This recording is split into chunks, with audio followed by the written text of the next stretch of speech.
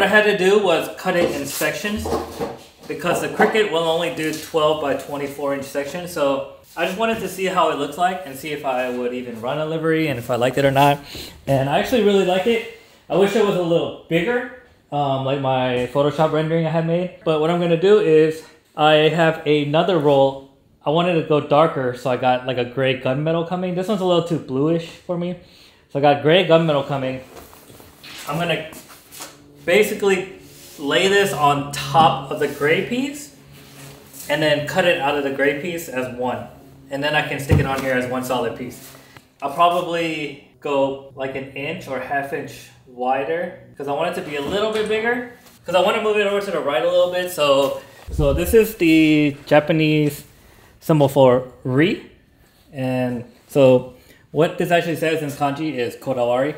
And so I want to move this so that this swoop right here like swoops all the way through the wide body piece. I think it'll look cooler. I'm just waiting on the new film to come. But if I decide that I get it done and I like it, I'll probably do the passenger side. But on the passenger side, I don't know if I want to do like the correct orientation for it or be like some cars where they do the reverse, like flip it horizontally. But so this will be like all backwards on the other side. I don't know. I don't know which one I would prefer.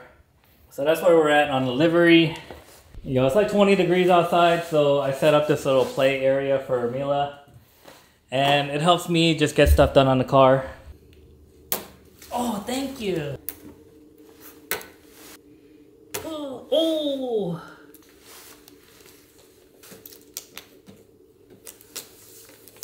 Mila, no. There you go. So the Virus wide body that's sponsored is 50 millimeters wider on each corner, about 2 inches. The stock DC2 Type R comes with, I believe, 16 by 7 or 17 by 7. So to get that 2 inches, got the 17 by 9. And I actually removed all the stickers on it. I removed the stickers on the spokes and the rim because I'm gonna run the OG stickers in black. But I removed the barrel stickers and I placed it on this little sticker sheet so I can save it. But the problem with Blast Bronze, it's got a grainy texture to it. And you can literally pick off the sticker like it's not even stuck on there.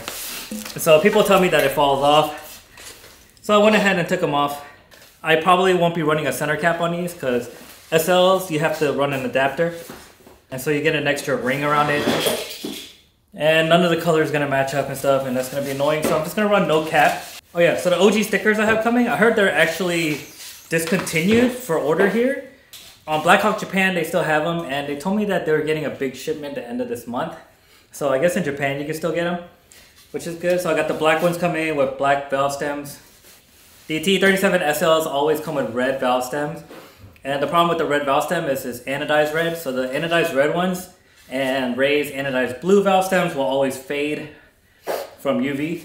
So if you park outside, probably 3 months, it'll be like a light pink. If you park in a garage, maybe 6 months to a year, it'll be light pink and you're gonna hate it. So I'm gonna go with black. The black one tends to fade a lot less, like they stay pretty black.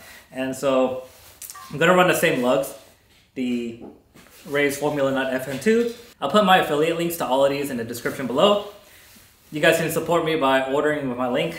So the Type R build is gonna be crazy. I'm actually speaking to a couple companies right now in Japan that do exporting. So right now you can import January 1999 cars, right?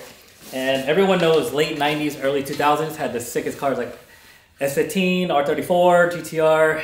Pretty soon you can get like DC5, Type R. I'm trying to partner up with them, and this is my first time importing a car. I'm not 100% sure if I'm going to import the car or purchase one in the States already that's already titled. That saved me a lot of headache and time, but I kind of want to see how the process is to import it from Japan and get it all registered up and make like a step-by-step video so that you guys can do it in the future. It'll be a lot easier for you guys.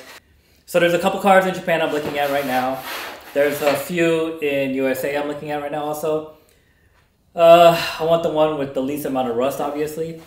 The DC2 Type R is known for rust in the rear quarter panel underbody and also the rear subframe. Another spot is the spare tire area inside the trunk. because the seals on the taillights will go bad and it'll start seeping water into the trunk. So you want to check those areas. So that's going to be it for today. Just a quick little update on how the FK8 is sitting. I'm starting to fill out my show schedule for 2024. I'm going to start with Southern Fresh 11 in Marietta, Georgia on March 2nd. Probably going to do Import Alliance, Riverside, maybe H-Day if I can get a group to go again, because it was really fun last time because I had two of my buddies with FK8s drive up with me and we'll just go from there. But I'm hoping the DC2 can get done this year. We'll see how it goes. But I think it's going to make an awesome series because, you know, the DC2's been out so long, 26, 27 years, and been modded like you would think every way possible. But I'm going to try to do something different and unique for you guys because, you know, I like to put my little details on things. So I think the vision I have for it is going to be sick when it's done. So make sure to like and subscribe, use my affiliate links. And yeah, just using all those links will support me and help me to make more videos for you guys.